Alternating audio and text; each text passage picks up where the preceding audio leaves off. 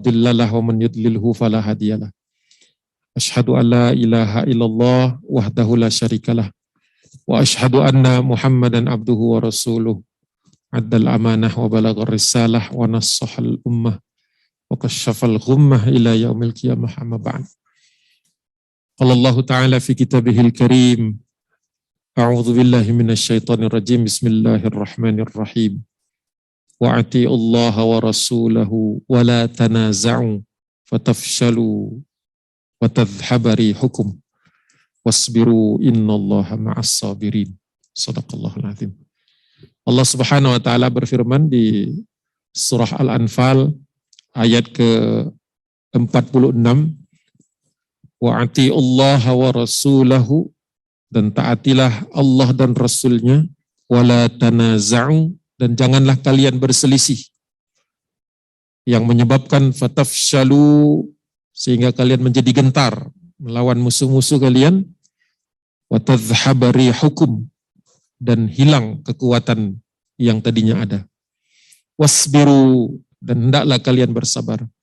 Innallaha ma'as sabirin, sesungguhnya Allah bersama orang-orang yang sabar. Bapak-bapak dan ibu-ibu yang dirahmati Allah Subhanahu wa taala, kemarin kita sudah sampai kepada pembahasan menjelang jatuhnya rejim komunis dan Uni Soviet di Afghanistan. Dan hari ini sebenarnya bukan jadwal saya ini. Jadwal itu kalau tidak salah bulan Januari nantinya ketemunya lagi. Namun karena ada yang berhalangan, saya dikontak panitia untuk melanjutkan kajian bulan sebelumnya.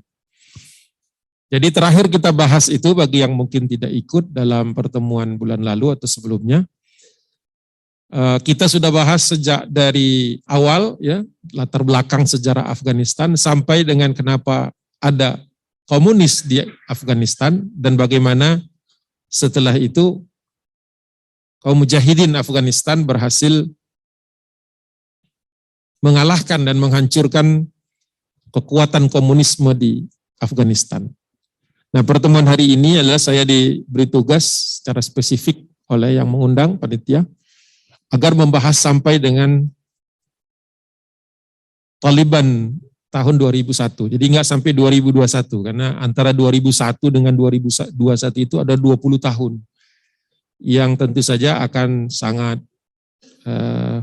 tidak mungkin dibahas dalam waktu kurang lebih 1 jam. Ini saya nggak tahu kenapa dia kedap-kedip. Baik, bismillah. Mudah-mudahan lancar. Jadi tahun 1985 ada seorang pemimpin Rusia yang mungkin terkenal juga di Indonesia, namanya Mikhail Gorbachev, ya, menggantikan Chernenko. Chernenko ini bisa disebut sebagai pemimpin Politbiro Uni Soviet komunis yang terakhir yang merepresentasikan generasi lama, generasi era dari Stalin. Ya.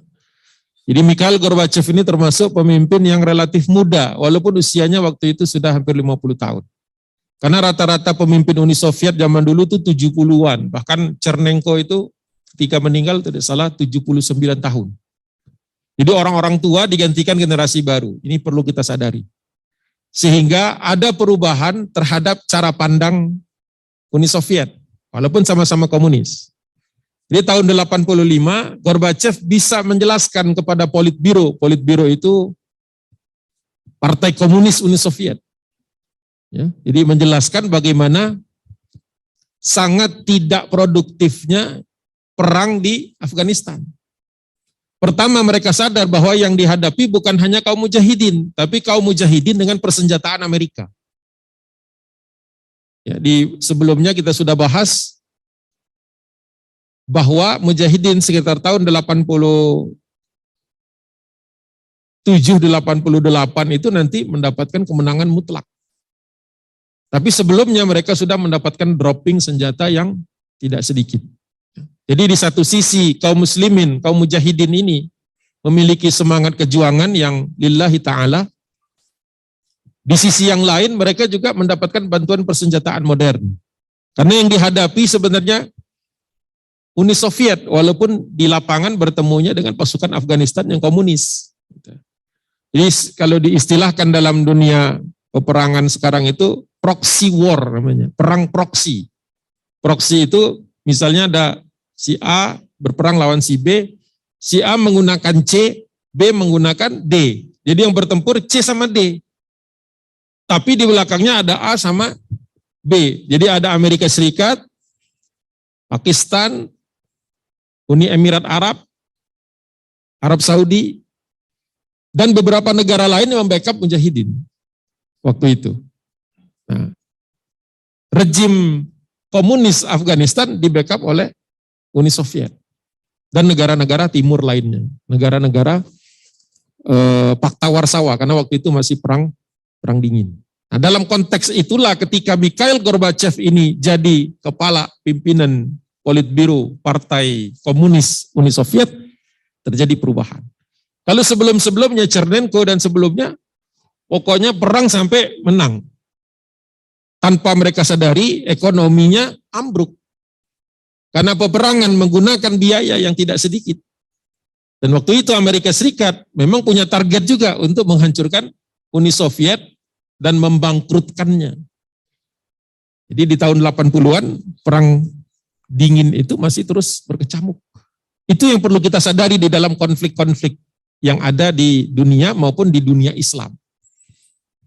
Ya, di dunia Islam. Indonesia juga kan tahun 60-an itu sampai dengan 65 masih condong ke Uni Soviet. Sehingga kemudian Partai Komunis Indonesia jadi besar. Ya, bahkan berkuasa, bahkan hampir saja menuntut angkatan kelima, di samping TNI, Angkatan Darat, Angkatan Laut, Angkatan Udara, Kepolisian, mereka minta poin kelima, angkatan kelima. Minta buruh dan petani dipersenjatai. Alasannya untuk trikora dan dwikora. Saya coba bawa ke dalam konteks Indonesia, supaya kita juga melek bahwa sejarah ini gak selalu hitam dan putih, berwarna-warni kadang-kadang. Dan umat Islam harus jeli untuk bisa melihatnya. Jangan jadi korban lagi. Ya. Apapun latar belakangnya, apapun golongannya, apapun yang ada di antara kita. Karena tidak mungkin juga satu wadah. Tapi dalam hal kemaslahatan umat, kita harus satu wadah. Harus bisa kita meninggalkan perbedaan-perbedaan khilafiyah.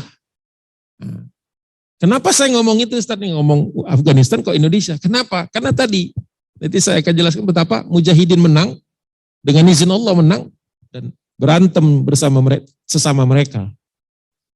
Ya, jadi umat Islam punya pola seperti itu. Mereka bersatu ketika menghadapi lawan yang besar, tapi ketika lawannya kalah, mereka berantem di antara mereka sendiri.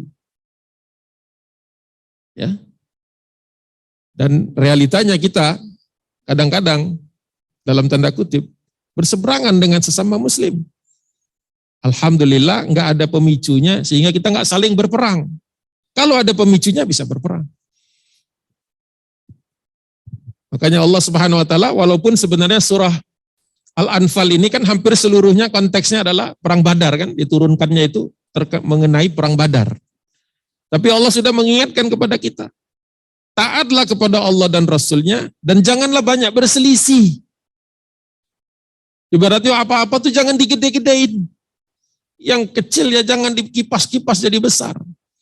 Yang furu ya tetaplah furu, jangan diusulkan, jangan digedein. Kenapa? Kalau terus-terusan tanaza'u, Allah langsung kasih rumusnya. Fatafshalu. Fatafshalu. Ya. Jadi sesuatu yang abadi. Ketika kita berselisih, maka kita akan menjadi gentar. Nantinya kita lihat bagaimana mujahidin juga akhirnya gentar lah kan melawan-lawannya, menghadapi lawannya.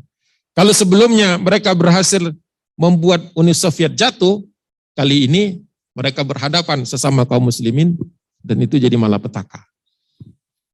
Jadi hakikat sebenarnya kita lagi membahas Afghanistan masa lalu, tapi sebenarnya hakikatnya kita lagi membahas seluruh negeri muslim. Potensinya ada untuk jadi seperti itu. Dari Maroko sampai Merauke. Bisa jadi semua. Dan mohon maaf, musuh-musuh kaum muslimin tahu kelemahan kita itu. Tahu. Dan mengeksploitasikannya. Bantu sana, bantu sini, biar berantem. Nah, kembali kepada laptop ini, Mikhail Gorbachev naik, kata dia, kalau kita terus perang di Afghanistan, mungkin menang, tapi yang jelas bangkrut. Mungkin menang, tapi yang jelas bangkrut, apapun hasilnya. Itu tahun 85. Mungkin ada yang belum lahir tahun 85. 86 kemudian dengan bantuan teknologi militer Amerika Serikat, tapi bukan karena itu kita menang. Ingat garis bawah, bahwa idza jaa nasrullahi wal fath. Rumus sederhana kemenangan kaum muslimin adalah an-nasr. Pertolongan. Dari siapa? Pertolongan dari Allah. Jangan pernah ada di antara kita atau siapapun yang merasa menangnya itu karena kemampuan sendiri. Gak ada itu. Manusia ujub itu kalau mengatakan dia bisa ini karena ini. Jadi kalau ditanya, kok sukses itu hidupnya Pak? Jawaban pertama haruslah karena Allah. Baru kalau ditanya apa kiat-kiatnya, baru ngomong. Oh kiatnya begini, begini. Ya. Kok bisnisnya maju? Kenapa Pak bisnisnya maju? Karena Allah. Itu dulu. Kenapa Pak keluarganya sukses jadi keluarga yang soleh dan solehah anak-anaknya? Karena Allah. Nanti dulu ngomong gimana cara mendidiknya. Kedepankan dulu faktor Allah Subhanahu wa ta'ala. Jadi kalaupun mujahidin tidak dibantu dengan teknologi militer Amerika Serikat dan dibantu yang lain, tetap menang. Gitu. Indonesia juga kan tahun 87, 86, 87 ini mengekspor senjata ke mujahidin. Ya, persenjataan diekspor Indonesia. Tapi dulu-dulu nggak pernah diakui. Sekarang jenderal-jenderal, mantan jenderal yang dulu pernah jenderal besar di tahun 80-an, sudah mulai nulis memoar. Waktu mereka berdinas aktif, ya perwira tinggi aktif, nggak berani nulis itu. Apalagi di zaman Presiden Soeharto 80-an ini kan. Ngerti ya, Orde Baru tahu ya.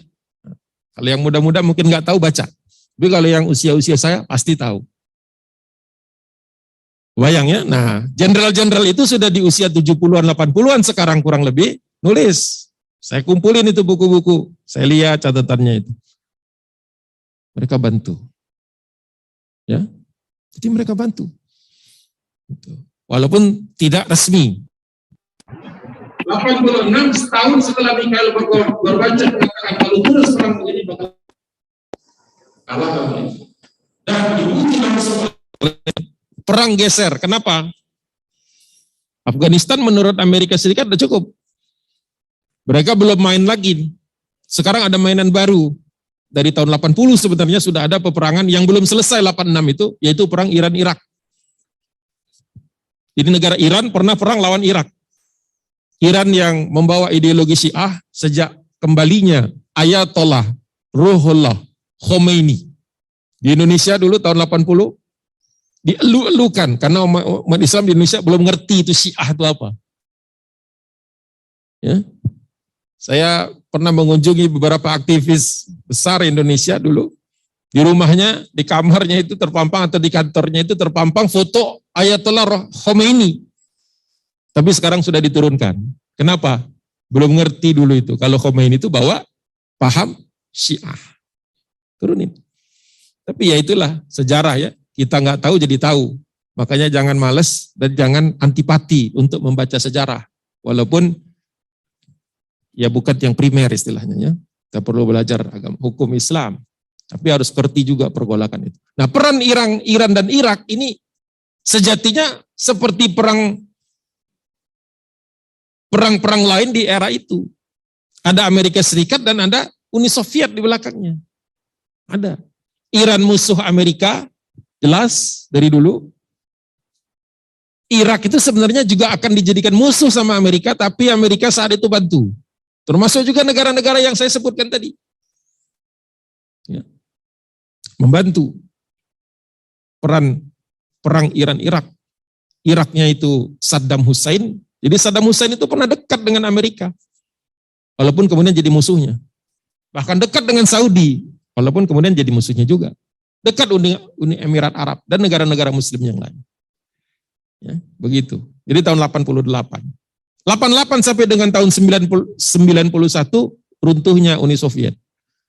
Jadi Uni Soviet kolaps diantaranya karena juga balapan dengan Amerika Serikat untuk urusan ini, antariksa, ngirim orang ke bulan, satelit-satelit, operasi ke Mars, itu yang biayanya triliunan. Billions of dollars. Ya, kita perlu tahu juga itu, karena apa itu kemajuan. Harusnya umat Islam yang maju dalam hal antariksa. Karena yang menciptakan, yang berhasil terbang pertama itu kan Abbas bin Firnas namanya. Bukan Wright Brothers. Kita di sekolah dicekokin anaknya kan, yang terbang pesawat pertama dengan alat adalah Wright Brothers. Di kota Kitty Hawk, di daerah Virginia. Atau West Virginia, saya lupa. Intinya orang Amerika lah, orang bule, orang putih. Padahal kalau kita ke Cordoba, dulu ada Masjid Jami Cordoba.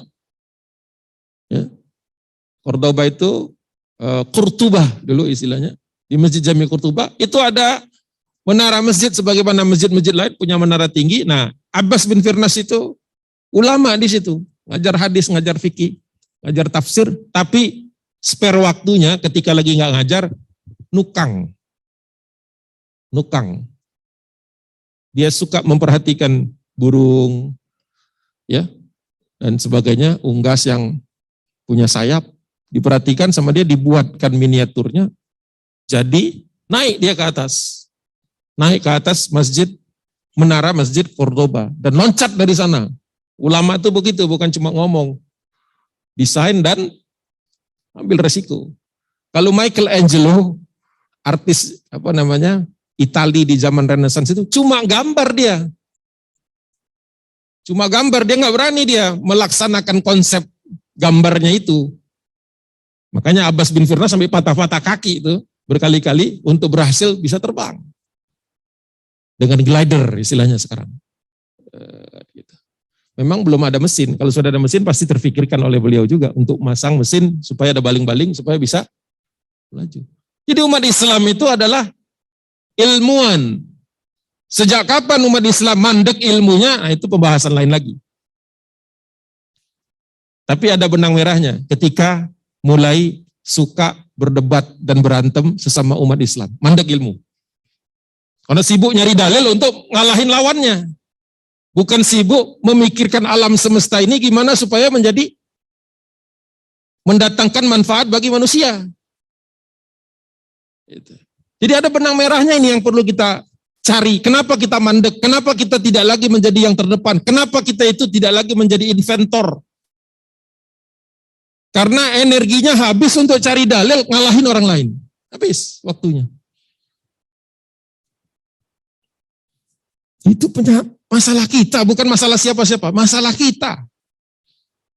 Dan itu kebawa ke Afghanistan nantinya. Uni Sovietnya lawannya runtuh, rejim komunisnya runtuh, dianya menang. Ya.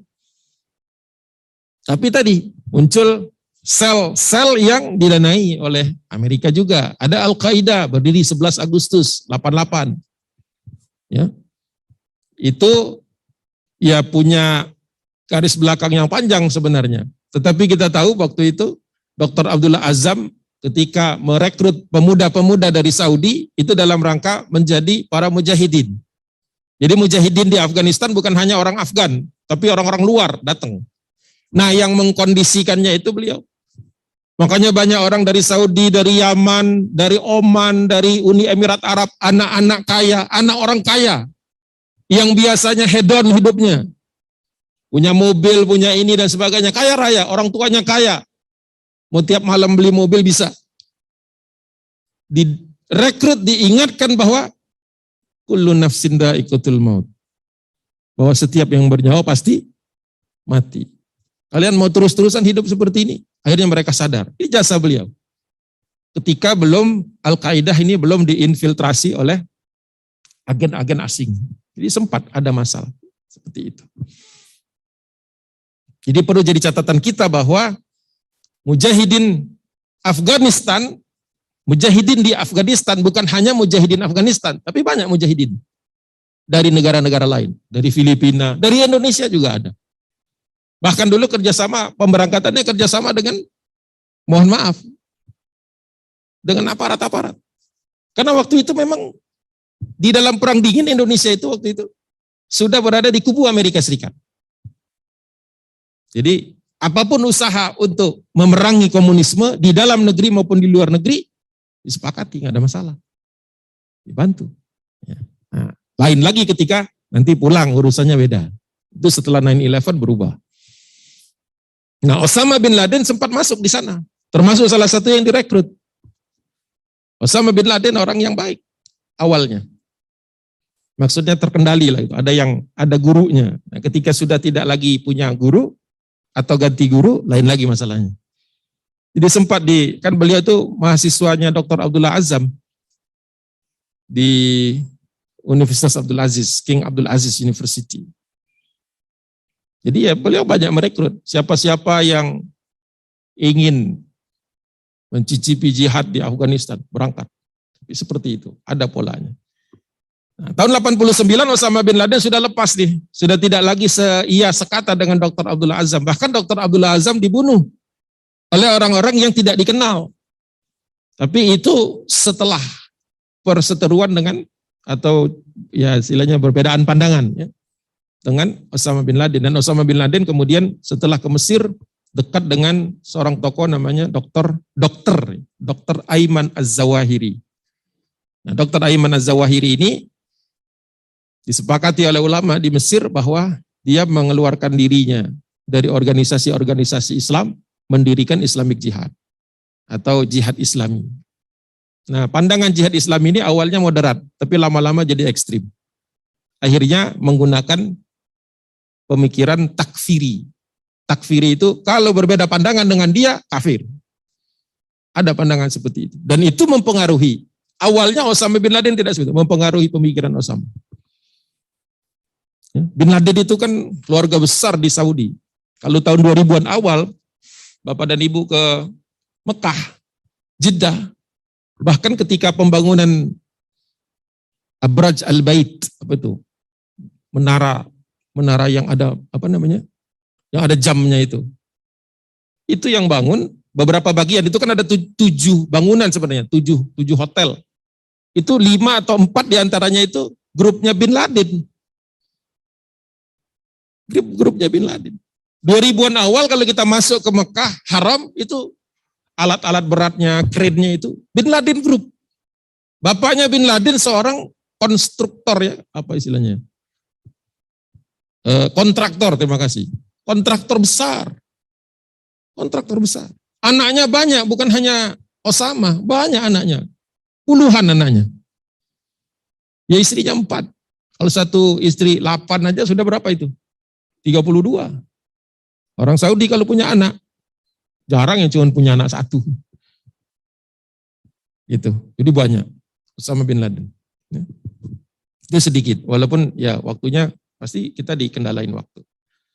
Nah, kembali sedikit keluar, nanti kita kembali lagi ke situ. Ini saya kasih latar belakang kenapa kemudian nanti heboh dan cekcok di Afghanistan. Jadi saya sering ingatkan kalau mengamati satu negara, sejarahnya nggak bisa hanya negara itu saja. Indonesia misalnya, perjalanan bangsa Indonesia pasti harus baca juga sejarah Belanda kan pastinya. Kemudian apalagi sejarah Amerika, karena Amerika pernah ngerjain Indonesia juga. Mungkin banyak yang nggak tahu kalau konferensi meja bundar, tahu konferensi meja bundar? Desember 1949, tahu nggak? Kalau yang tahu alhamdulillah, kalau yang belum tahu Indonesia merdeka tahun 45 17 Agustus. Belanda baru mengakui kita 29 Desember 1949. Itu setelah kata Amerika udah akuin saja Indonesia nih. Atau Belanda kami nggak mau. Terakhir sebenarnya permasalahannya itu adalah minta ganti rugi. Bayangin penjajah minta ganti rugi. Terhadap 2 kali dia nyerang kita kan, agresi pertama, agresi kedua, 47, 49. Minta ganti rugi gitu dia. Karena negaranya juga jatuh miskin sebenarnya, bangkrut. Siapa yang mengatakan kata Muhammad Hatta Wapres, kalian menjajah, bahkan mengeluarkan inventory bahwa harusnya yang dibayar itu kita. 400 juta gulden, kalau nggak salah dulu. Tapi akhirnya ditengahi sama siapa? Amerika Serikat. Kata Amerika Serikat, sudah, Belanda akui saja Indonesia, nanti utang-utang itu kami yang bayar. Kata Amerika waktu itu. Karena Amerika ingin agar segera Indonesia ini merdeka dan tidak masuk ke kubunya Uni Soviet pasca Perang Dunia Kedua. Diakuilah Indonesia tahun 49. Apa yang terjadi Amerika? Enggak bayar. Wah, keselnya bukan main itu. Belanda itu. Kesel banget.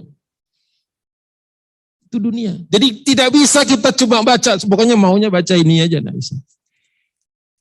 Sejarah Indonesia mesti tahu sejarah luar negeri. Ya, bagaimana Australia, bagaimana Singapura dan sebagainya. Nah, sama seperti itu juga. Saddam Hussein ketika Saddam Hussein dan Ayatollah Khomeini akhirnya gencatan senjata, bukan karena yang satu menang atau yang satu kalah, tapi karena habis juga duitnya. Perang itu pakai duit. Akhirnya di tahun 88 mereka berhenti.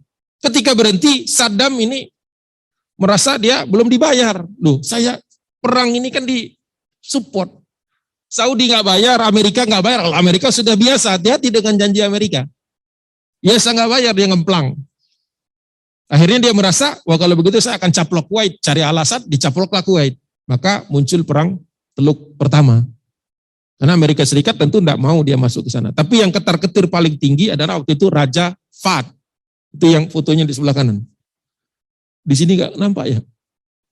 Rusak ya. Mohon maaf bapak-bapak sebelah kiri saya nggak bisa lihat. Kalau di sebelah kanan terlihat. Nah, kalau di sebelah kanan ini pertemuan antara Raja Fahd di sebelah kanan, di kirinya itu Saddam Hussein. Jadi perang Irak itu dia seperti Mujahidin Afghanistan juga, dipasok persenjataan, dana dari negara-negara Teluk, karena Saudi waktu itu tentu saja tidak ingin Iran maju atau menang. Dan didukung oleh negara-negara muslim lainnya, bahkan didukung oleh konferensi negara-negara muslim, OKI. Dibantu, support. Kata Saddam, saya sudah perang lawan Iran, habis-habisan babak belur, negaranya hancur.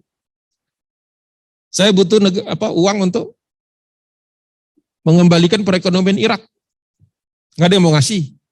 Akhirnya dia caplok Kuwait. Sederhananya begitu. Karena dicaplok Kuwait, yang paling deg-degan adalah Raja Fahd. Karena tidak jauh dari Kuwait itu kan, pernah lihat nggak peta sumur minyak di Teluk?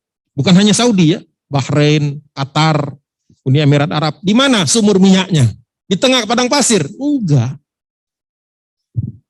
Di lepas pantai dan di sepanjang Teluk Persia. Jadi kalau dilihat geopolitiknya, maka perlu baca peta. Tidak bisa orang ngerti sejarah kalau tidak baca peta. Susah. Maka ketika Kuwait jatuh, sebenarnya tinggal sedikit lagi ke jantung sumur-sumur minyak Saudi. Damam dan seterusnya. Maka kata Saudi, ketar-ketir juga kalau Saddam Hussein ini besar kepala, dia merasa bisa menang, dia bisa masuk nyerang Saudi, bahaya. Nah pada saat itulah Osama bin Laden datang dan melobi kepada raja. Dia belum dibuang tuh dari Saudi, masih diakui, paspornya masih berlaku. Mendatangi Raja Fahd dan mengatakan bahwa kalau macam-macam Kuwait Saddam Hussein itu macam-macam masuk Saudi, biar kami yang menghentikannya di perbatasan. Agak sombong sih bahasanya, tapi ada alasannya juga dia ngomong begitu. Karena punya pengalaman perang di Afghanistan. Nah, tapi tidak terlalu percaya Raja Fahd dengan kemampuan Osama, ya. Kemudian didatangkanlah Amerika Serikat. Inilah turning point-nya. Inilah awal sebab nanti Osama kemudian memusuhi Amerika, sekaligus juga dibuang dia dari Saudi karena dianggap ngacau. Jadi ketika pasukan Amerika Serikat didatangkan ke Saudi dalam rangka menyerang Saddam Hussein supaya keluar dari Kuwait, itu menimbulkan riak, menimbulkan goncangan kepada anak-anak muda yang sudah dididik dengan semangat jihad. Mereka berangkat ke Afghanistan itu kan untuk memerangi Uni Soviet dan rejim komunis kan. Nah ini kenapa di negara sendiri mendatangkan negara yang kapitalis. Sama saja sebenarnya kan. Kalau kita baca asal-usul kapitalisme dengan asal-usul komunisme, sama-sama dari paham materialisme. Menuhankan benda, menafikan Allah. Sama, yang satu bedanya dengan cara komunis, semua sama rata sama rasa, kecuali pimpinan partai komunisnya yang bergelimang hidupnya. Kalau kapitalis, semua orang boleh, ceritanya katanya ada pasar bebas. Walaupun di pasar bebas yang main tetap sedikit. Sama. Ya. Nah, sampai di sini kita lihat nanti, ini muter dikit, terpaksa keluar dulu, karena memang di Afghanistannya sendiri lagi euforia menang. Kenapa tiba-tiba dia berantem? Nah itu menyelidikinya harus keluar dulu sebentar. Nanti balik lagi insya Allah, balik lagi, sampai dengan 2001. Jadi Osama kecewa, kenapa? Kenapa Raja Fat mengundang pasukan, dalam tanda kutip, pasukan kafir ini ke negerinya. Walaupun tidak masuk Mekah Madinah. Kesel. Bisa difahami tahun 80-an kan? Tahun 80-an. Kalau sekarang tidak ada masalah. Tentara Amerika Serikat itu sudah di Arab Saudi, sudah di Qatar, sudah di Bahrain, sudah di seluruh negara Muslim di Teluk puluhan tahun. Ada markasnya. Ada. Ya boleh dicek lah kalau tidak percaya. 20 tahun. Situ. Tapi yang menentang sudah tidak ada. Berarti ada pergeseran pemikiran ternyata kan? Masya Allah. Nah, siapa tadi? Osama bin Laden ketika melihat kenyataan begitu, akhirnya dia, ya istilahnya bermusuhan, akhirnya berputusan dengan negerinya sendiri. Bahkan ayahnya sendiri akhirnya memutus hubungan dengan dia, karena ayahnya kan punya bisnis yang harus jalan. Kalau anaknya menentang raja, sedangkan rajanya ngasih proyek ke dia yang banyak, kira-kira yang diputus raja apa anak? Kalau kita yang harusnya yang diputus raja dong, masa anak yang diputus? Tapi yang terjadi, yang diputus siapa? Sulit ya ngomongnya. Mohon maaf kalau saya ngangkat hal isu-isu yang sensitif. Tapi itu yang terjadi, ya silakan mau cari dari sumber manapun, mungkin interpretasinya beda lah ya. Ya tentu saja Raja Fahd pasti punya maslahat yang lebih besar. Menjaga waktu itu beliau secara resmi agar Saddam Hussein ini tidak mengacak-acak negaranya dan mengganggu haji. Oh benar juga. Karena beliau di bawah kekuasaan beliau itu kota Mekah Madinah kan. Kalau terjadi kekacauan mungkin haji terganggu. Masuk akal juga. Cuman caranya diperdebatkan orang. Begitu. Akhirnya Amerika Serikat betul ada Operation Desert Storm namanya, perang Teluk pertama, the first Gulf War, masuk ya. Al-Harb Al-Khalij Al-Awwal. Ya. Masuk ke sana, kalahlah ya Saddam Hussein, gak ada apa-apalah dibandingkan Amerika kan. Bahkan Amerika Serikat bukan mengusirnya dari Kuwait saja, mengusirnya dari Irak bagian selatan. Makanya Basrah jatuh ke tangan pasukan Amerika. Ini Irak, ini perang Teluk pertama, bukan yang kedua. Kalau yang kedua sampai Baghdad. Apa yang terjadi setelah itu? Akhirnya Osama bin Laden keluar. Tidak lagi bersumpah, tidak akan kembali lagi ke Saudi. Dia bawa rombongannya termasuk keluarganya ke Mesir. Bergabung dengan tadi Dr. Ayman Az-Zawahiri. Ketemu dan cocok. Kata Ayman Az-Zawahiri, kan saya sudah bilang, semua itu akan jadi musuh kita semuanya, kata dia. Sederhananya begitu. Tapi di Mesir juga dimusuhi, karena Mesir waktu itu tidak suka dengan paham ini. Mengganggu perekonomian Mesir. Banyak serangan-serangan di Mesir, akhirnya turis turun, gak berani datang ke Mesir. Maka diusir mereka ke selatan Mesir, Sudan. Nah di Sudan waktu itu ada Syekh Hasan At-Turabi. Baca. Syekh Hasan At-Turabi ini sedang dalam proses mengembalikan negara Sudan itu yang sekuler menjadi negara yang Islami. Tapi memang prosesnya pelan. Biasanya orang kalau mau buru-buru nggak suka dengan yang pelan-pelan. Kita aja di mobil kan, di depan ini kenapa sih mobil ini pelan banget? Ah gitu kan. Mobil aja kita permasalahkan. Apalagi proses Islamisasi. Pastilah orang-orang, kok pelan banget sih, agak cepetan dikit bisa nggak? Siapa yang bisa cepat? Jenderal Omar Al-Bashir. Omar Al-Bashir mengatakan, kalau saya bisa kudeta itu Syekh Hasan At-Turabi, langsung syariat Islam, kata dia. Setuju Ayman Az-Zawahiri, ajak Osama bin Laden dan dananya besar. Belum diputus dari ayahnya. Digulingkan Hasan At-Turabi. Jenderal Omar Bashir ketika naik, kata dia, jangan buru-buru lah. Gitu. Ternyata dikadalin juga. Kesel marah gitu kan. Ternyata yang dia dukung nggak ada rencana menerapkan syariat Islam. Cuma ditipu-tipu aja.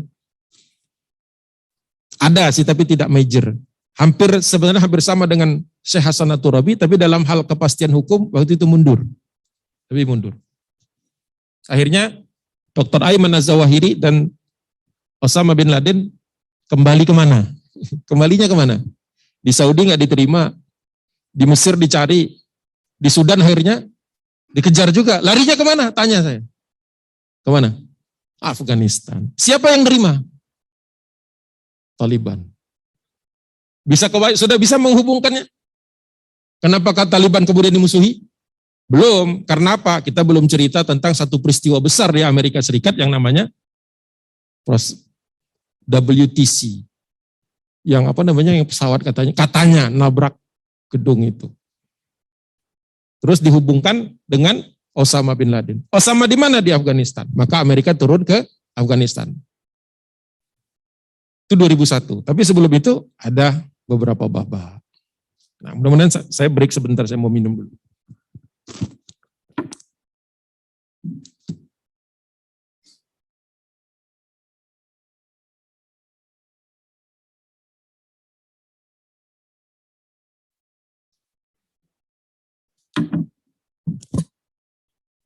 Bapak dan Ibu yang dirahmati Allah Subhanahu wa taala. Kita semua tahu bahwa seluruh perintah Allah itu wajib dilaksanakan. Ya, termasuk larangan-larangannya. Kita sepakat itu tidak ada perbedaan.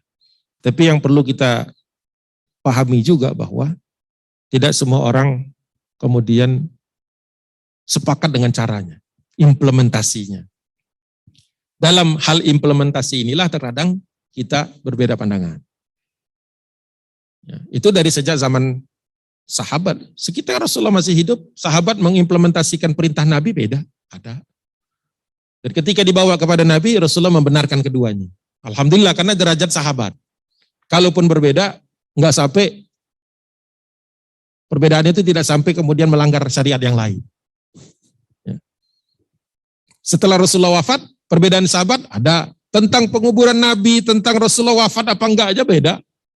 Umar bin Khattab mengatakan awalnya Rasulullah belum mati.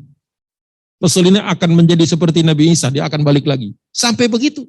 Sampai harus diingatkan oleh Abu Bakar As-Siddiq. Itu di kalangan sahabat, baru beberapa detik Rasulullah meninggal. Jadi kalau sekarang kita agak beda-beda pandangan sedikit itu sebenarnya enggak apa-apa juga gitu loh. Tapi jangan sampai menimbulkan perpecahan. Masalahnya itu sahabat kan berbeda pandangan. Apa mereka berpecah? Enggak. Enggak pecah mereka. Mereka memahami bahwa terkadang ada beda pandangan. Cara implementasinya. Rasulullah mengajarkan itu. Makanya kemudian di era abad kedua, abad ketiga Hijriyah kan keluar cara pandang hukum mazhab. Untuk menjembatani itu. Ada Imam Malik di Madinah. Kemudian setelah itu ada Imam Abu Hanifah, muridnya Imam Malik di Irak. Kemudian ada Imam Asy-Syafi'i. Kemudian nanti ada Imam Ahmad bin Hambali. Sebenarnya banyak yang lain, ada yang lain. Tapi yang 4 itu yang masih bertahan sampai sekarang. Dan ahli fikih tidak pernah mempertentangkan antar 4 mazhab itu. Kecuali yang di luar 4 mazhab itu. Jadi sederhana sebenarnya. Permasalahan kita kadang-kadang kita gontok-gontokan, nggak tahu awalnya apa. Nah, begini pula tahun 1993 kan sebenarnya ada isu lain yang tidak saya bahas di sini karena pasti melebar, yaitu Palestina. Isu Palestina ada di belakang ini. Nah, tahun 1993 setelah masalah panjang dari tahun 48, akhirnya PLO waktu itu sebagai salah satu representasi dari perjuangan Palestina, berubah menjadi Palestine Authority dan kemudian mengakui keberadaan Israel. Pernah mengakui. Dan untuk itu mereka mendapatkan dalam tanda kutip kemerdekaan di beberapa daerah di Palestina. Ini yang disebut dengan Oslo Agreement. Baca lagi 93, 94, 95. Oslo Agreement. Hampir seluruh dunia Islam menolaknya. Hampir seluruh dunia Islam menolaknya. Tapi diam-diam yang kemudian mendukung ini semua, sebenarnya mendukung keputusan Palestine Authority. Satu-satunya yang menentang dari dalam, bukan satu-satunya sih, yang paling besar menentang perjanjian Oslo ini adalah Hamas waktu itu. Hamas muncul seiring dengan munculnya Intifadah pertama. Nah, Osama bin Laden akhirnya betul-betul putus dari Saudi ketika Raja Fahd, sudah bukan Raja Fahd, setelah beliau menyetujui juga, meratifikasi sebenarnya perjanjian Oslo. Itu benar-benar putus. Waktu masih dikejar-kejar di Sudan itu masih mencoba mengontak raja agar apa? Agar mengerti bahwa dia lagi dimainkan sama Amerika Serikat. Tapi setelah Oslo Agreement selesai. Ini betul-betul istilahnya kalau dalam film itu heartbreaking. Patah hati, putus rasanya. Sedih gitu. Karena sebenarnya Osama sangat ingin agar negaranya maju dan tidak terpengaruh oleh luar. Itu 93. Ya. Nah 93 dia sudah susah dicari, menghilang. Walaupun akhirnya orang-orang tahu dia ada di dalam Afghanistan. Nah kembali lagi keluar ke Afghanistan, 92 rejim komunis jatuh, Kabul jatuh, Presiden Najibullahnya kabur dari istana. Najibullah ini presiden terakhir yang komunis. Presiden Afgan yang terakhir yang komunis. Kabur, dia masuk ke dalam markas besar PBB di Kabul. Compound UN ya, United Nations Compound. Masuk ke sana. Udah masuk ya? Berapa menit lagi? 10 menit setelah ini. Sebenarnya ada aspek kontrak gas yang bikin kesel kita. Kesel saya juga sih sebenarnya. Tapi mungkin tidak usah dibahas. Jadi sebenarnya ketika proses Mujahidin menang lawan ini, Uni Soviet dan Najibullah, itu yang datang pertama memberikan selamat itu kontraktor minyak dan gas. Selamat. Kenapa?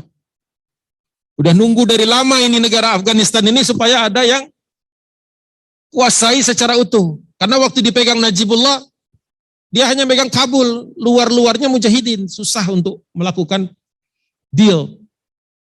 Nah, ada beberapa kontraktor dari Bridas namanya. Bridas itu dari Argentina, perusahaan gas. Sudah lama ngincer gas Turkmenistan. Masih ingat gak petanya? Ada Afghanistan itu kan tidak punya laut. Jadi di utaranya ada Turkmenistan, ada Afghanistan, di selatannya ada Pakistan. Pakistan punya laut di Karachi. Jadi ada gas di Turkmenistan, tapi kalau dibawa ke timur, ke barat jauh, ke timur jauh, ke utara nggak ada ujungnya. Ke selatan yang paling dekat. Nah, gas ini harus melintasi Afghanistan. Jadi yang pertama kali mendatangi kemenangan itu adalah para kontraktor gas. Bukan masalah kemenangan karena Allah, bukan karena kemenangan Islam atas komunis, bukan. Siapa ajalah yang menang, yang penting gas bisa dibangun. Itu bisnismen. Bisnismen kan enggak kenal ideologi. Kecuali pebisnis muslim. Pebisnis muslim ada juga yang enggak kenal ideologi. Tapi yang benar ya harusnya melihat ini produk dan sebagai maslahatnya. Nah, intinya ada gas di situ. 92 Mujahidin menguasai Kabul dan tanda tangan juga. Di waktu itu ditandatangani karena pipa gas ini tidak berhenti di Afgan, cuma numpang lewat. Tapi setiap meter kubik lewat akan dibayar. Ibaratnya ini rumah kita, di belakang rumah kita ada minyak. Yang mau beli di sebelah sana. Nggak bisa lewat jalan, harus lewat tanah kita. Dia bilang, permisi bisa nggak masang pipa di sini? Loh, pipa apa? Pipa gas, pipa minyak. Untuk siapa? Untuk kami. Loh, kok lewat tanah saya? Ya karena nggak ada jalan lain. Terus dihargai berapa? Nah, negosiasi. Itu lewat tuh, ya dari Herat sampai ke Kandahar. Sampai sekarang masih. Walaupun prosesnya kalau diceritain cerita sendiri tuh. Amerika juga keduluan, kecolongan. Kata Amerika, kami yang bantu mujahidin kok kalian yang dapat kontraknya. Minyak ada di belakang. Gas. Turkmenistan itu, negara ex-Soviet juga kan, pecah ya. Tadi saya enggak cerita tadi. Setelah Gorbachev dan sebagainya jatuh, kemudian dari Uni Soviet berubah jadi Rusia lagi, negara-negara ex-Uni Soviet banyak yang pecah. Tapi berkah juga, karena negara-negara muslim banyak dulu di bawah Uni Soviet. Turkmenistan, Uzbekistan, Kirgistan, Kazakhstan, ya. Itu dulu muslim semua tuh. Begitu lama mereka di bawah Uni Soviet, rombongan kami dulu yang ada yang ke Uzbekistan, mengunjungi masjid, diantarkan oleh muslim Uzbek, sebagai guide, gak bisa sholat. Gak tahu sholat. Tapi ngantar orang ke masjid. Ini dia nih kata dibangun tahun 9, hafal dia tentang ini. Jamaah masuk, wudhu, sholat, dia di luar. Ditanya kok nggak masuk? Saya enggak, itu kalian ngapain tadi di dalam itu? Udah nggak tahu sholat. Jadi alhamdulillah juga negara-negara stan yang tadi itu lepas. Kenapa? Sekarang mereka mulai kembali lagi kepada Islam. Oh ceritanya jadi panjang. Balik lagi ke sini. Tahun 1993 itu berarti hanya 3 tahun, 2 tahun setengah. Setelah Najibullah jatuh, 1 tahun setengah, atau nggak nyampe 1 tahun. Ya, 92 jatuh, 93 sudah ada riak. Siapa yang berseteru waktu itu? Antara Presiden Burhanuddin Rabbani, ini presiden yang baru diangkat, dengan Gulbuddin Hikmatyar.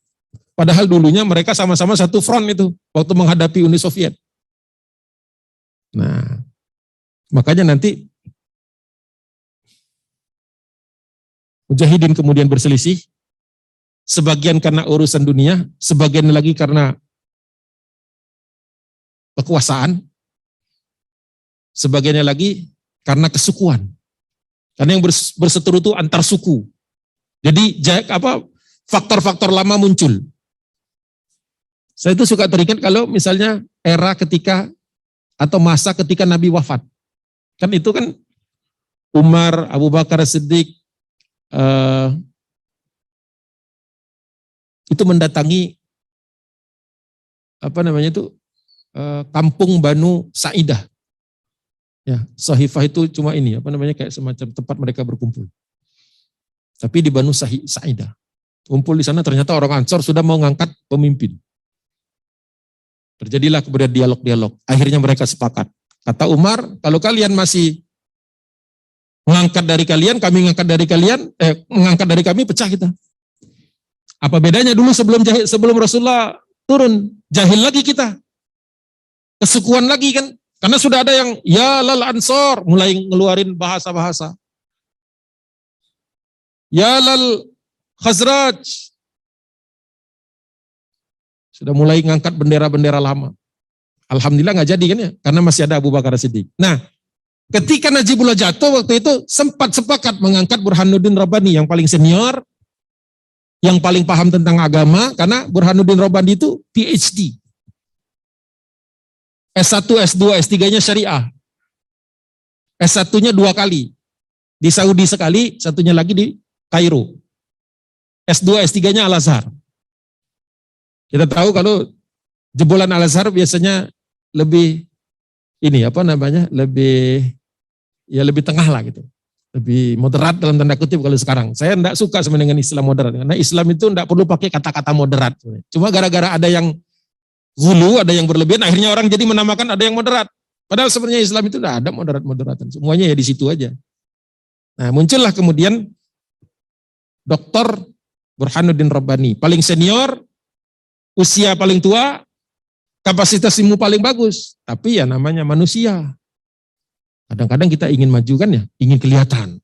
Gak enak di belakang terus, ingin muncul. Akhirnya Gulbuddin Hikmatyar padahal salah seorang tokoh yang dulu waktu tahun 80-an saya kagumi. Gulbuddin Hikmatyar itu. Beliau itu tidak salah lulusan Kabul University tapi bukan syariah. Teknik dia itu, politeknik. Tapi cerdas, jagoan perang. Uni Soviet itu kalah berkali-kali. Tapi karena kemudian terjadi perbedaan pandangan tentang bagaimana Afghanistan ke depan, ribut, akhirnya terjadilah perpecahan. Tahun 93 sudah mulai tembak-tembakan. Itulah saya katakan, untungnya kita masih berdebat aja nih. Belum megang apa-apa. Baru berdebat, baru perang mulut. Alhamdulillah, nggak sakit-sakit banget istilahnya. Ya kalau cuma dimaki-maki, Rasulullah pernah dimaki-maki juga kan di Mekah. Kalau cuma ya namanya manusia pasti punya beda pandangan, apa-apa. Kalau kita kebetulan di nyok-nyok gitu, ya udahlah. Tapi ya itu, ternyata terjadi pertempuran, kemudian akhirnya, ya kalau yang gasnya saya nggak mau bahas ya, menyakitkan membahas tentang gas itu. Tapi saya buat catatan di situ supaya saya ingat. Bulan Januari 94 itu berarti pertempurannya sudah 6 bulan. Kabul itu porak-poranda, lebih rusak daripada ketika waktu Mujahidin menyerang Kabul yang masih dipegang komunis. Apa enggak ngeri? Apa enggak kesel kita? Apa enggak sedih?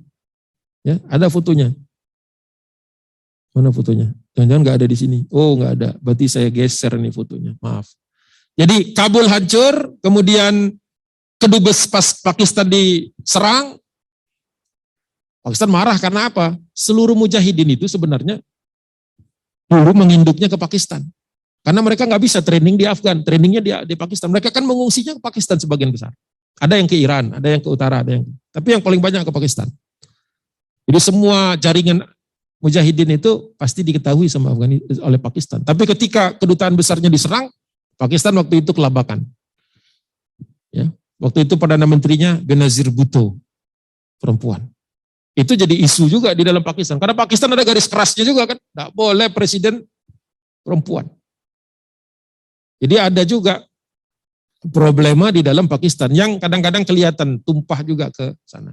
Jadi ada yang mengatakan sebagian dari dinas intelijen Pakistan sengaja membiarkan kedutaan Pakistan diserang oleh mujahidin yang bertikai. Kenapa? Supaya Benazir Bhutto turun namanya, pamornya.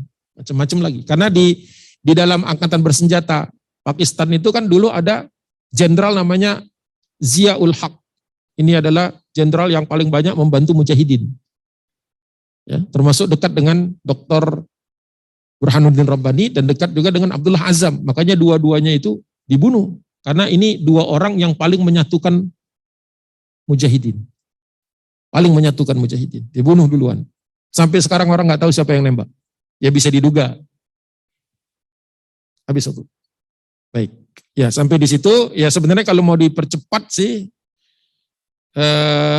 Taliban muncul tahun 94, jadi Taliban ini adalah reaksi atas perpecahannya mujahidin. Sederhananya gitu. Perpecahan atas mujahidin itu menimbulkan faksi baru. Di satu sisi bagus, di sisi yang lain ya nambahin perpecahan sebenarnya. Tapi muncullah Taliban. Taliban itu sederhananya adalah suatu gerakan yang bermula di perbatasan Pakistan, mengambil inspirasi perjuangannya dari Mahmud Deoban yang ada di India dulu dengan faksi yang disebut atau gerakan yang disebut Deobandi. Deobandi ini secara akidah mengikuti Imam Maturidi, jadi Ahlussunnah wal Jamaah.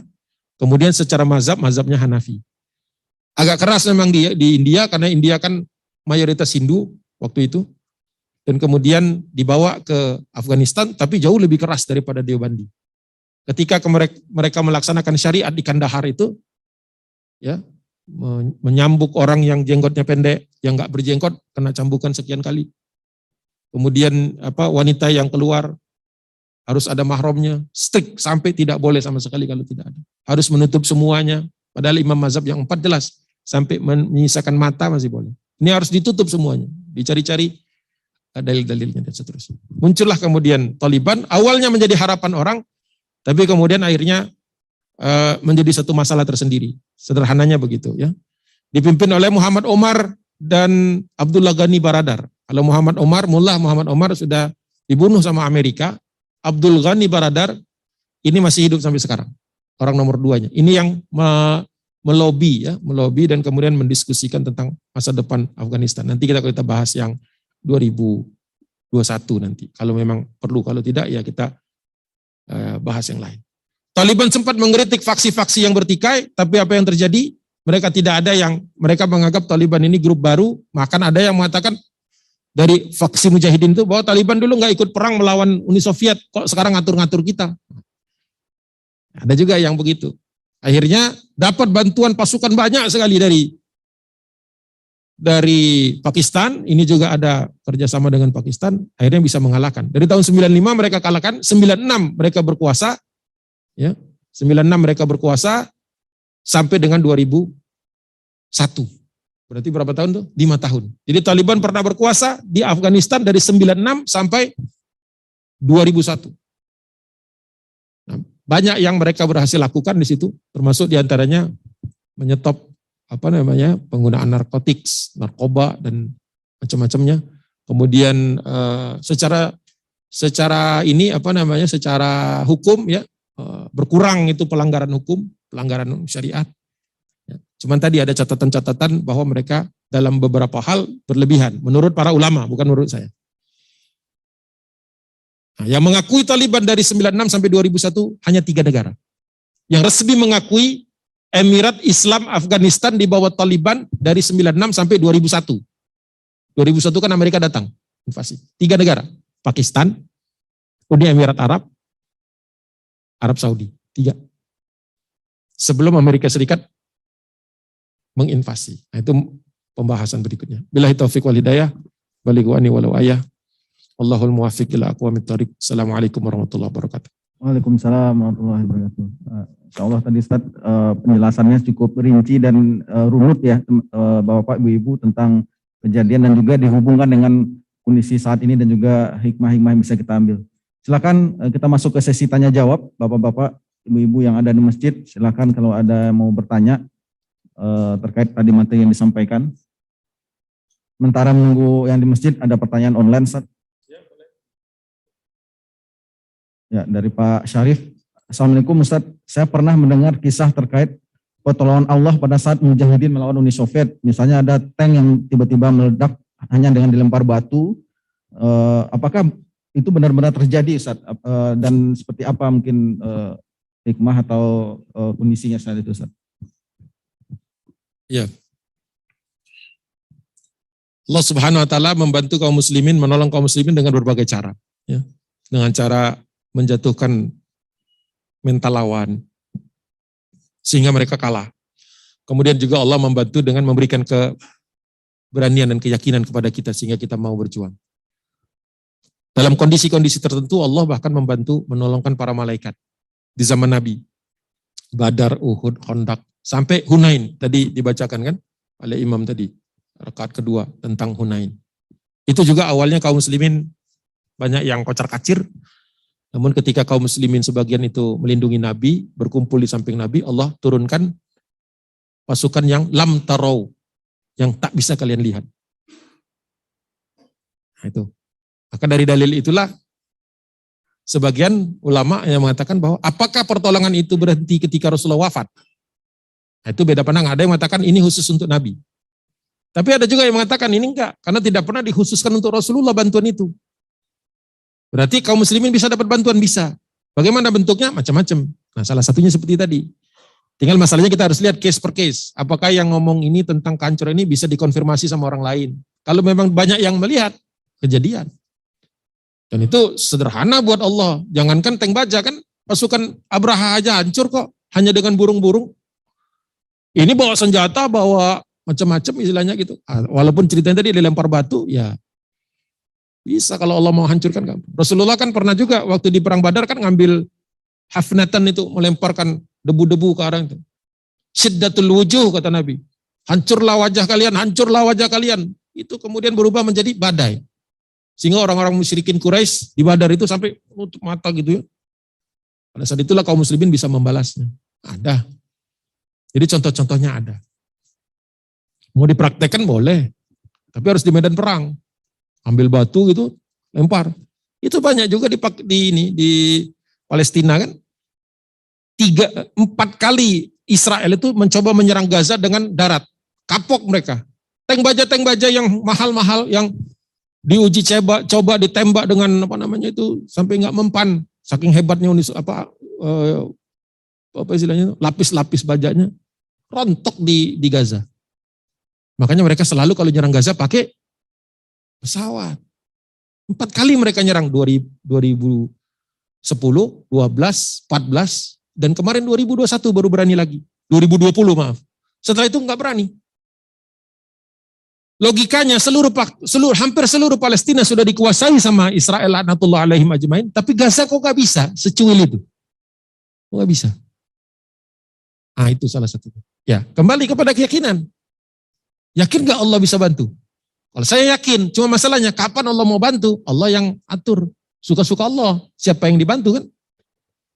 Apakah Allah melihat kita pantas dibantu? Kayaknya belum. Kenapa? Sibuk berantem. Yang dibantu tentu saja yang softnya rapi, yang satu. Menurut saya. Allahu a'lam bishawab. Allah bisa saja mau bantu siapa saja. Boleh. Suka-suka Allah. Wallahu ala kulli syai'in qadir. Semua bisa Allah atur. Gitu. Jadi pertanyaan yang valid. Ulama ada yang membenarkan, ada bantuan itu. Ada.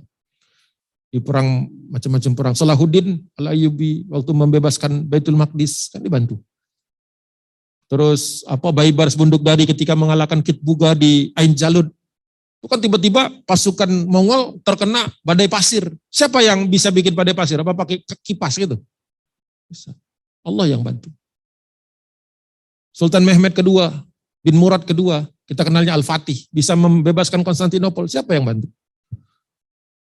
Dinding yang tebal-tebal itu bisa hancur. Memang ada meriam sih. Meriam ini kan zaman dulu akurasinya masih lemah. Kalau sekarang kan bisa dipakai kekeran itu. Kalau dulu ya pokoknya kira-kira aja tembak. Tuh mentok gitu, tarik dikit, angkat dikit, macam-macam gitu. Nembak berkali-kali baru kena. Siapa yang di dalam surah Al-Anfal itu kan ya. Wama romaita its romaita walakin Allaha roma. Bukan kalian yang menyampaikan ketika kalian melemparkan itu, tapi Allah yang sampaikan. Itu juga ditafsirkan oleh ulama bahwa kita cuma usaha aja jedar itu. Pelurunya sampai ke mana itu Allah urusannya. Tapi bukan berarti nggak bidik. Kalau nggak bidik ya keliru juga, masa nembak ke bawah. Emang pelurunya terus push gitu. Itu namanya peluru kendali. Jadi ada usaha manusia, ada ikhtiar, ada nasru minallah, pertolongan Allah. Itu. Jadi bisa jadi. Tapi kita tidak tahu persisnya. Karena yang bisa kan yang lihat adalah yang ada di sana langsung kan. Allahu a'lam bishawab. Ya, silakan kalau ada pertanyaan dari yang di masjid.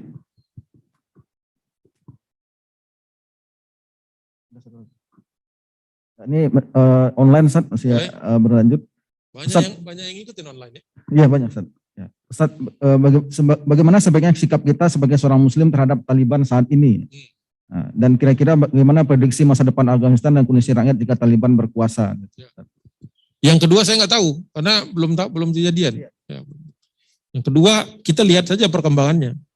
Sekarang mereka sudah mau bernegosiasi, udah bagus kan berarti kan? Dulu belum mau, dulu waktu 96 sampai 2001 enggak ada. Pokoknya mujahidin harus taat kepada kami, kalian sudah kehilangan legitimasi. Jadi menurut mereka semua faksi mujahidin batil. Kayaknya begitu. Makanya nyocok dengan nanti ketika Osama datang dan Ayman Az-Zawahi datang. Cocok cara pandangnya dulu. Sekarang mereka mau negosiasi. Mau bertemu dengan Amerika Serikat. Tuh. Mau negosiasi, mau ketemu Amerika Serikat, mau pakai mata uang asing. Dulu nggak mau. Sekarang mulai kan Amerika membekukan berapa juta dolar gitu kan dari bank sentral kan dibekukan.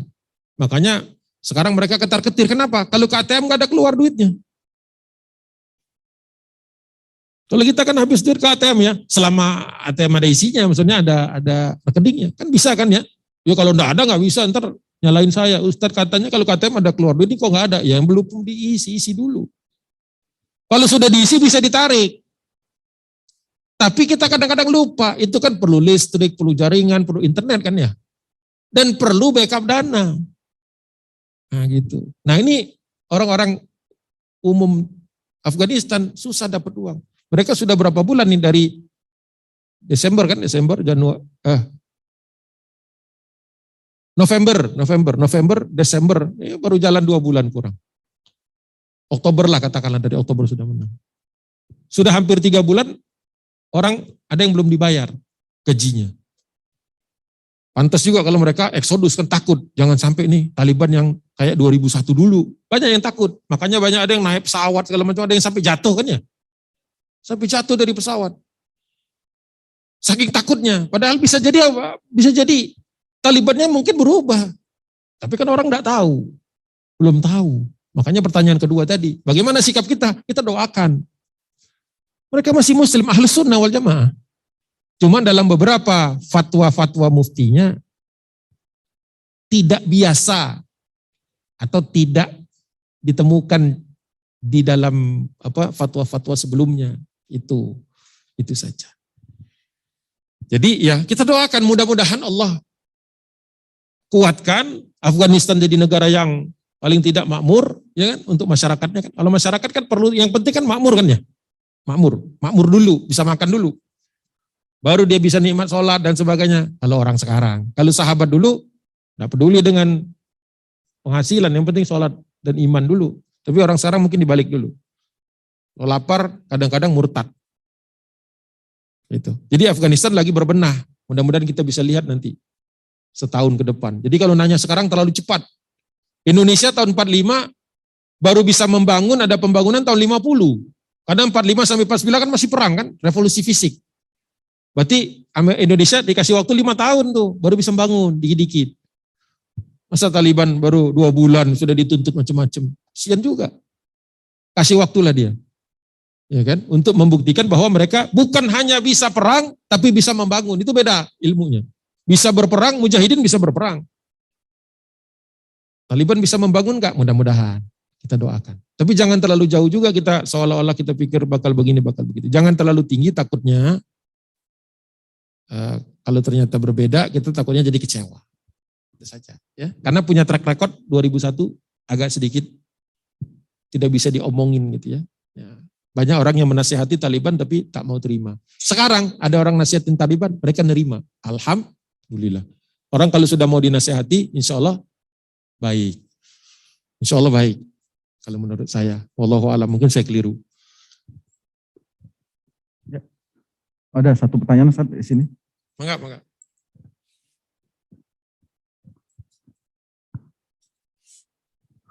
Bismillahirrahmanirrahim. Assalamualaikum warahmatullahi wabarakatuh. Waalaikumsalam. Syukran Ustaz atas materinya. Tadi terkait dengan Osama bin Laden, ya. Setelah peristiwa 9/11 itu, mana beliau sampai di Afghanistan, bahkan kabarnya apakah beliau dibunuh setelah namanya diincar sama Amerika dan sekutunya. Syukran. Terima kasih atas pertanyaan. Betul. Memang tadi kita belum jawab ya, belum bahas karena kita hampir masuk tahun 2000, belum sampai 2001. Nah, jadi Osama bin Laden memang diundang sebenarnya, bukan diundang sih, diizinkan masuk ketika Taliban sudah berkuasa. Masuklah Osama bin Laden. Nah, ketika dia masuk ke Afghanistan, terjadi peristiwa yang 9/11, maka dicari Amerika kan, di ultimatum harus keluar. Nah, itu ada 2 pendapat. Sebagian besar Taliban, informan Taliban atau wawancara kepada ex-Taliban dulu mengatakan bahwa Osama masih di Afghanistan, di pegunungan namanya Tora Bora. Itu sampai dijatuhin bom-bom Amerika, pesawat-pesawat. Takut juga dia berhadapan langsung, jadi dibom dari udara. Gunung itu dibom habis-habisan. Ada yang mengatakan dia meninggal dunia syahid di situ, ada yang mengatakan dia sudah pergi sebelum pemboman. Nah, perginya kemana jadi kontroversi. Ada yang mengatakan keluar dari Afgan ke Pakistan. Makanya Amerika kejar ke Pakistan. Nah, kalau berdasarkan laporan Amerika, tapi kita nggak harus percaya. Menurut laporan Amerika, mereka mengirimkan pasukan khusus untuk menyergap rumahnya Osama bin Laden. Itu mereka nyebutnya operasi Neptune Spear kalau nggak salah istilahnya mereka. Serang, dikepung oleh pasukan Amerika pakai alat-alat modern. Katanya mau ditangkap tapi ngelawan kata dia. Tapi saya nggak yakin sih. Itu ditembak. Bahkan ada keluarganya juga yang ditembak mati di situ. Istri, anak dan sebagainya. Itu satu rumah besar banyak. tapi dia tidak pernah muncul lagi. Jadi kalau masih hidup, sebagian mengatakan masih hidup. Kalau dia masih hidup, belum muncul lagi, belum pernah melakukan press conference lagi yang live. Belum. Jadi bisa jadi benar adanya. Tapi ya ini sumber dari Amerika. Kita harus agak sedikit harus waspadalah dengan informasi dari mereka. Seperti itu. Nah, mayatnya kemana? Dimakamkan di mana? Kalau versi Amerika Serikat dibuang tengah laut. Karena kalau dimakamkan di satu tempat akan menjadi makam syahid ya gitu, atau akan menjadi tempat di mana orang-orang pengikutnya akan berkumpul, maka dibuang ke laut. Menurut Amerika Serikat. Gitu. Ya, kita nggak tahu persisnya seperti apa karena belum pernah ada lagi press conference atau video dari Osama bin Laden. Kalau Ayman Az-Zawahirinya